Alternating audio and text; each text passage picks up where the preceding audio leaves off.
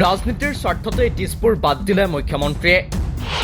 পৰম্পৰাক একাষৰীয়া কৰি ডিব্ৰুগড়ত পতাকা উত্তোলন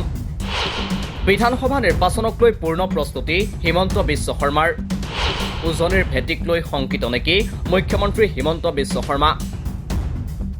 2025ৰ আৰম্ভণিতে লেঠা লাগিছে অসম চৰকাৰৰ জাতি মাতি লোকেল ফৰ ভোকেলৰ কথা কোৱাৰ পাছত থাইলেণ্ডৰ কোম্পানীৰে চুক্তিবদ্ধ হোৱাৰ পাছতেই সমালোচনাৰ পাত্ৰ হৈ পৰিছে মুখ্যমন্ত্ৰী হিমন্ত বিশ্ব শৰ্মা নৱনিযুক্ত মন্ত্ৰী কৃষ্ণেন্দু পালৰ বক্তব্যই দুবিধাত পেলাইছে থলুৱা অসমীয়াক বিদেশী কোম্পানীক দায়িত্ব দি থলুৱা গাহৰি পালকক উদ্ধাৰৰ কথা কোৱা মন্ত্ৰীক উলটি ধৰিছে স্বয়ং থলুৱা গাহৰি পালক সংস্থাই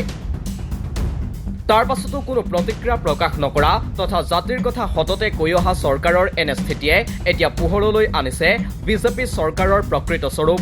এনেবোৰ কথাৰ মাজতে আন এক কথা পৰিলক্ষিত হৈছে অসমৰ ৰাজনৈতিক প্ৰেক্ষাপটত বছৰ বছৰ ধৰি দিছপুৰত অনুষ্ঠিত হৈ থকা গণৰাজ্য দিৱসত এইবাৰ স্বয়ং মুখ্যমন্ত্ৰী উপস্থিত থাকিল ডিব্ৰুগড়ত সংবেদনশীল বিষয়ত বক্তব্য দি কেইবাটাও ঘোষণা কৰিলে অসমৰ মুখ্যমন্ত্ৰীয়ে শ্ৰদ্ধা ৰাইজ আজি দিনটোতে অসমৰ 25,000 নামঘৰ আৰু উপাসনাস্থলীলৈ 3 লাখ টকাকৈ আৰ্থিক সাহায্য প্ৰদানৰ আমি সিদ্ধান্ত আনুষ্ঠানিকভাৱে ঘোষণা কৰিবলৈ পাই মই গৌৰৱ অনুভৱ কৰিছো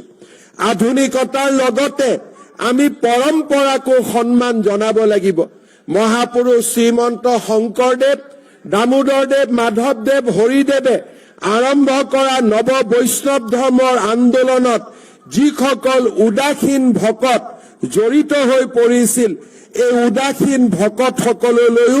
মই মাহেকীয়াকৈ 1500 টকাকৈ আগবঢ়োৱাৰ বাবে সিদ্ধান্ত আজিৰ এই গণৰাজ্য দিৱসতে ঘোষণা কৰিবলৈ পাই গৌৰৱ অনুভৱ কৰিছো বুক ফেয়াৰৰ পৰা নৱ প্ৰজন্মৰ লেখক লেখিকাক প্ৰেৰণা জনোৱাৰ পৰা আমি আমাৰ ৰাজ্যখনত কিতাপৰ আন্দোলন নতুনকৈ আমি আৰম্ভ কৰিব বিচাৰিছো এই কিতাপৰ আন্দোলনত সহায় হোৱাকৈ অহা নৱেম্বৰ মাহত অসমৰ চৰকাৰী কৰ্মচাৰীসকলক দৰমহাৰ লগত আমি 1000 টকাকৈ দিবলৈ সিদ্ধান্ত গ্ৰহণ কৰিছো যাতে এই চৰকাৰে আগবঢ়োৱা চৰকাৰী কৰ্মচাৰীসকললৈ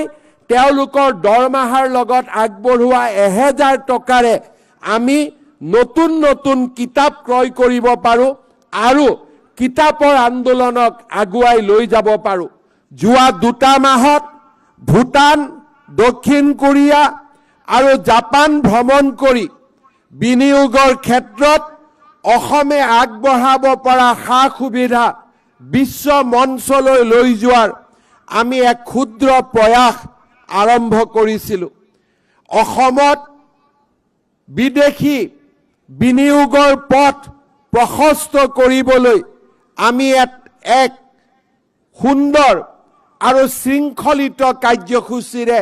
আগবাঢ়ি যাব বিচাৰিছো ইয়াৰ ফলত আমাৰ ৰাজ্যখনৰ নিবনুৱা সমস্যা সমাধানৰ ক্ষেত্ৰত আমি সফল হ'ব পাৰিম আৰু 2047 চনৰ ভিতৰত ভাৰতবৰ্ষক বিকশিত ৰাষ্ট্ৰলৈ লৈ যোৱাৰ নৰেন্দ্ৰ মোদী ডাঙৰীয়াৰ সপোনক অসমে এক ইতিবাচক পদক্ষেপ আগবঢ়াব পাৰিব ঘোষণা যিয়েই নহওক ৰাজ্যৰ ৰাজনীতিত এতিয়া অন্য এক দিশ পৰিলক্ষিত হৈছে সমান্তৰালভাৱে ৰাজ্যৰ আন্তঃগাঁথনিমূলক বা উৎপাদনমুখী কথাতকৈ এতিয়া যেন গুৰুত্বপূৰ্ণ হৈ পৰিছে ধৰ্মীয় বিষয় 25,000 উপাসনাস্থলীলৈ মুখ্যমন্ত্ৰীৰ উপহাৰ নগৰীকৰণৰ লগতে কিতাপৰ আন্দোলনো কৰাৰ কথা মুখ্যমন্ত্ৰীৰ মুখত ইতিমধ্যে সামাজিক মাধ্যমত সত্য আৰু পৌৰাণিক বিশ্বাসক সম্বন্ধিত ভিডিঅ' শ্বেয়াৰ কৰিছে ঠিকেই মুখ্যমন্ত্ৰীয়ে কিন্তু তেওঁ কোৱা নাই প্ৰশাসন ব্যৱস্থাৰ কথা একেটা সময়ত দিছপুৰত চৰকাৰৰ পৰম্পৰা ভংগ কৰি ডিব্ৰুগড়ত মুখ্যমন্ত্ৰীয়ে যে গণৰাজ্য দিৱস পালন কৰিলে সেই কথাই কেইবাটাও দিশ উনুকিয়াই দিয়া বুলি চৰ্চা চলিছে